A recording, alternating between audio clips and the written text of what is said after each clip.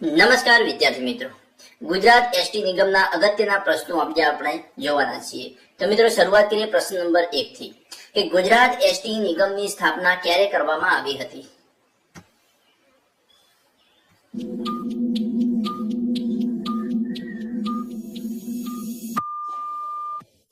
આપણો જવાબ રહેશે ઓપ્શન કે 1 મે 1960. ગુજરાત રાજ્ય માર્ગ વ્યવહાર નિગમ ની સ્થાપના 1 મે 1960 ના રોજ ગુજરાત રાજ્યની સ્થાપના સાથે જ કરવામાં આવી હતી. આ નિગમ બોમ્બે સ્ટેટ રોડ ટ્રાન્સપોર્ટ કોર્પોરેશનના વિભાજન બાદ અસ્તિત્વમાં આવ્યો હતો અને શરૂઆતમાં નિગમ પાસે માત્ર 7 વિભાગો અને 76 ડેપો અને 1767 બસોનો કાફલો હતો અને આજે આ સંસ્થા 16 વિભાગો, 7 વિભાગોમાંથી 16 વિભાગો અને 125 થી વધુ ડેપો સાથે વિસ્તૃત ગુજરાતમાં 98% થી વધુ ગામડાઓને બસ સેવાથી સાંકળે છે. જોઈએ નેક્સ્ટ પ્રશ્ન નંબર 2 કે ગુજરાત એસટી નિગમના નીતિ વિષયક નિર્ણયો લેવાની સત્તા કોને છે?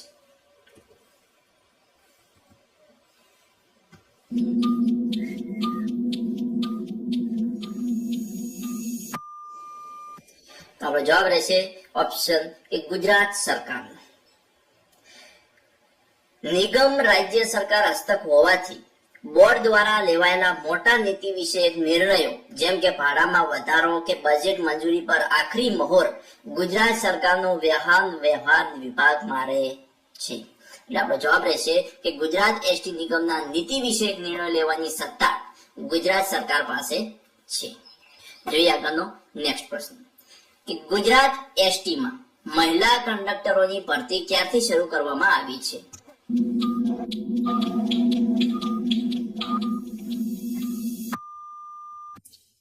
જવાબ છે 2012. ગુજરાત એસટીમાં મહિલા કંડક્ટરોની સત્તાવાર ભરતીની શરૂઆત સમગ્ર ગુજરાત રાજ્ય સ્તરેથી વર્ષ 2012માં કરવામાં આવી હતી.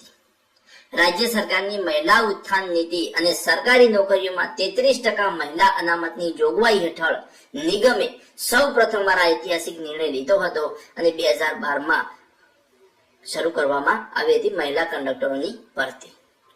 જોઈએ નેક્સ્ટ પ્રશ્ન નંબર 4. ગુજરાત એસટી બસનું વહીવટી માળખું કેટલા સ્તરનું છે?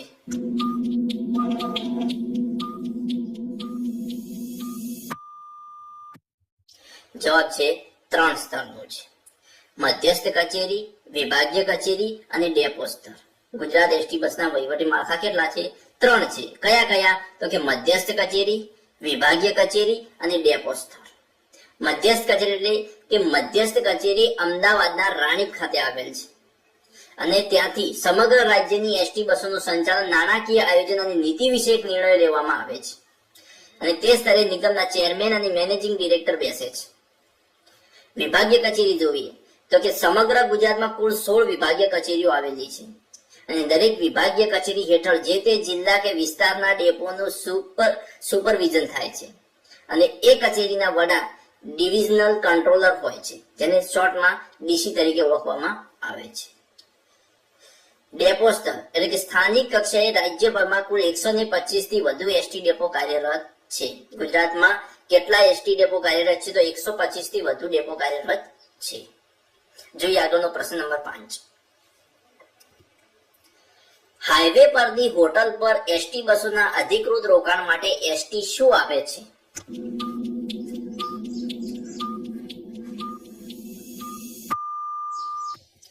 જવાબ છે ઓપ્શન એ, લાયસન્સ આપે છે. હાઈવે પરની હોટલ પર એસટી બસના અધિકૃત રોકાણ માટે ગુજરાત એસટી નિગમ સંબંધિત હોટલ સંચાલકને પરવાનો એટલે કે લાયસન્સ આપે છે. આ કોઈ ફક્ત સુવિધા નથી, પરંતુ નિગમ અને હોટલ માલિક વચ્ચે એક વ્યવસાયિક કરાર હોય છે. એસટી નિગમ સમયાંતરે નેશનલ અને સ્ટેટ હાઈવે પર બસો ઉભી રાખવા માટે ઓનલાઈન ઈ ટેન્ડર બહાર પાડે છે અને જે હોટલ સૌથી વધુ રોયલ્ટી નિગમને પ્રતિ બસ ચૂકવવાની રકમ એટલે કે રોયલ્ટી, જે હોટલ સૌથી વધુ રોયલ્ટી આપવા તૈયાર થાય તેને જ બસ ઉભી રાખવાનો સત્તાવાર અધિકાર મળે છે. એસટી નિગમ પોતાના ડ્રાઈવર અને કંડક્ટરને કડક સૂચના આપે છે કે બસ માત્ર અધિકૃત હોટલ પર જ ઉભી રાખવી જોઈએ. જોઈએ આગળનો પ્રશ્ન નંબર 6 કે એસટી પ્રવાસ માટે એસટી નિગમે કોની નિમણૂક કરી છે?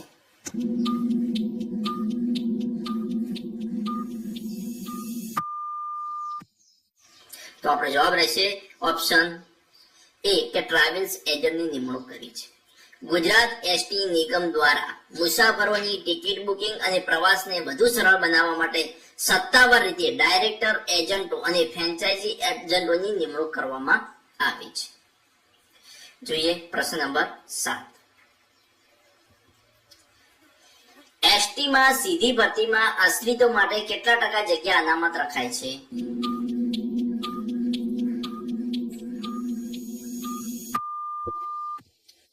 જવાબ છે 5%. ગુજરાત એસટી નિગમ અને ગુજરાત સરકારના નિયમો અનુસાર ફરજ દરમિયાન અવસાન પામેલા કર્મચારીઓના આશ્રિતોને રહેમના આધારે નોકરી આપવા માટે સીધી ભરતીની કુલ જગ્યાઓમાંથી મહત્તમ 5% જગ્યાઓ અનામત રાખવામાં આવે છે. સામાન્ય રીતે આ 5%નો કોટા વર્ગ 3ની વાત કરીએ તો કે સામાન્ય રીતે આ 5%નો કોટા ક્લાર્ક, કંડક્ટર કે વર્ગ 3 અને વર્ગ 4 ની સીધી ભરતીની જગ્યાઓ પર લાગુ થાય છે. આશ્રિતોની સીધી નિમણૂક કરવા માટે નિગમ દ્વારા જે તે વર્ષમાં ખાલી પડેલ સીધી ભરતીની કુલ બેઠકોની ગણતરી કરવામાં આવે છે અને તેમાંથી 5%થી વધુ જગ્યાઓ આશ્રિતો દ્વારા ભરી શકાતી નથી. જોઈએ પ્રશ્ન નંબર 8. એસટી બસોમાં ટોલ ટેક્સ કોની પાસેથી વસૂલ કરવામાં આવે છે?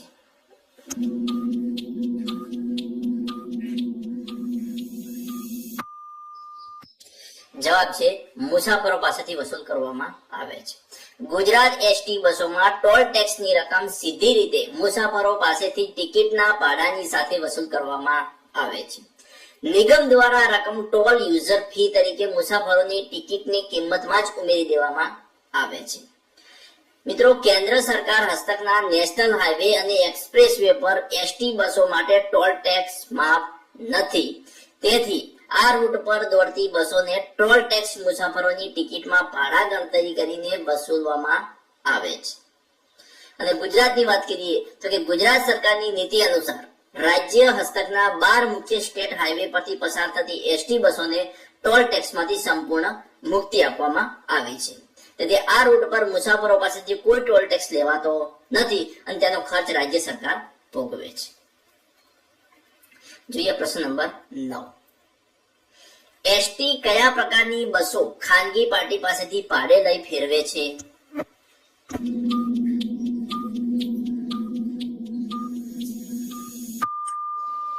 તો જવાબ છે વોલ્વો. વોલ્વો બસો પ્રીમિયર રૂટો અને આંતરરાજ્ય પ્રવાસ માટે હાઈ એન્ડ વોલ્વો બસો ખાનગી એજન્સીઓ પાસેથી ઓપરેશન અને મેન્ટેનન્સ સાથે ભાડે લેવામાં આવે છે. એસી સ્લીપર પણ ભાડે લેવામાં આવે છે. અને જો મિત્રો લાંબા અંતરના રૂટો પર મુસાફરોને વૈભવી સુવિધા આપવા માટે લક્ઝરી એસી સ્લીપર કોચ ભાડે લેવામાં આવે છે. અને નાના અંતરના અથવા તો ગ્રામ્ય વિસ્તારના સાંકડા રૂટો તેમજ ઓછી મુસાફરીવાળા રૂટો પર દોડાવવા માટે મિની બસો પણ ભાડે લેવામાં આવે છે. ઇલેક્ટ્રિક બસોની વાત કરીએ હાલની પોઝિશન પ્રમાણે તો કે પર્યાવરણની જાળવણી અને પ્રદૂષણ ઘટાડવાના ભાગરૂપે મોટા શહેરો વચ્ચે પ્રીમિયમ ઇલેક્ટ્રિક બસો પણ ખાનગી કંપનીઓ સાથે કરાર કરીને ચલાવવામાં આવે છે. જોઈએ પ્રશ્ન નંબર 10 કે એસટી કંડક્ટરો મુસાફરોને ટિકિટ આપવા કયું મશીન વાપરે છે?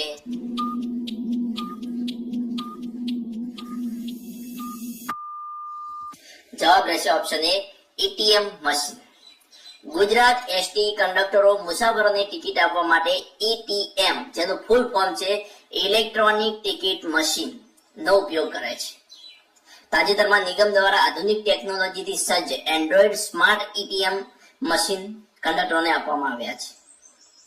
ઓટોમેટિક ગણતરી એટીએમ મશીન કેવી રીતના કરે છે તો કે આ મશીન હાથમાં સરળતાથી પહેલા પકડી શકાય છે તેવું હોય છે, નાનું હોય છે. કંડક્ટરે માત્ર મુસાફરો ક્યાંથી બેઠા અને કયા ઉતરવાના છે તેના સ્ટેજ એટલે કે સ્ટોપ દાખલ કરવાના રહે છે, જેથી મશીન જાતે જ કિલોમીટર અને ભાડાની ઓટોમેટિક ગણતરી કરીને ટિકિટ પ્રિન્ટ કરી આપે છે. ડિજિટલ પેમેન્ટ કે હાલમાં નવા સ્માર્ટ એટીએમ મશીનોમાં યુપીઆઈ અને ભારત ક્યુઆર કોડની સુવિધા હોવાથી મુસાફરો રોકડા પૈસા આપવાના બદલે ગૂગલ પે, ફોન પે કે પેટીએમ દ્વારા ડિજિટલ પેમેન્ટ પણ કરી શકે છે. તો મિત્રો આજના 10 પ્રશ્નો અહીંયા પૂર્ણ કરીએ છીએ. નેક્સ્ટ 10 પ્રશ્નો જોવા માટે મારી ચેનલને સબસ્ક્રાઇબ કરવાનું અને તમારા મિત્રો સાથે લિંક શેર કરવાનું ના ભૂલતા. અને હા મિત્રો, વિડીયો ગમ્યો તો વિડીયોને લાઈક કરવાનો ક્યારેય ના ભૂલતા.